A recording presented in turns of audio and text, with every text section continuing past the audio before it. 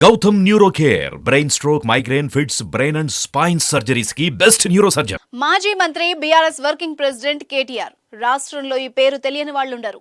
ఎక్కడ ఏ సమస్య వచ్చినా అన్నా అని పిలవగానే ఎంత దూరమైనా సరే వాలిపోతారు.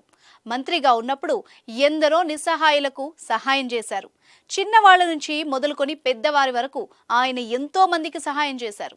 ఎన్నికల సమయంలో ఏకంగా మెట్రోలో ప్రయాణించి అభిమానులను ఆశ్చర్యపరిచారు. ఇదిలా ఉంటే మరో అభిమాని ఇబ్రహీంను సర్ప్రైజ్ చేశారు కేటీఆర్. అభిమాని పిలుపు మేరకు అతడి ఇంటికి అతిథిగా వెళ్లారు. ఆతిథ్యాన్ని స్వీకరించి అభిమాని కుటుంబ సభ్యులతో కలిసి భోజనం చేశారు. ఆసక్తికర ఈ సన్నివేశం బోరుబండలో చోటు చేసుకుంది.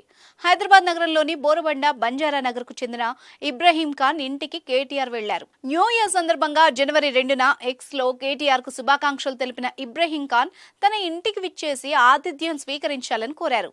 దీంతో కేటీఆర్ అతని ఇంటికి వెళ్లి ఆశ్చర్యపరిచారు. కేటీఆర్ తన ఇంటికి రావడంపై ఇబ్రహీం ఖాన్ స్పందిస్తూ దివ్యాంగులైన తమ పిల్లలకు ఆసరా పింఛను ఇప్పించాలని గతంలో ఎక్స్ వేదికగా కోరగా కేటీఆర్ కార్యాలయం తక్షణమే స్పందించిందని తెలిపాడు. పిల్లల చికిత్సకు అవసరమైన సాయం చేసేందుకు కేటీఆర్ భరోసా ఇచ్చారని గుర్తు చేసుకున్నాడు.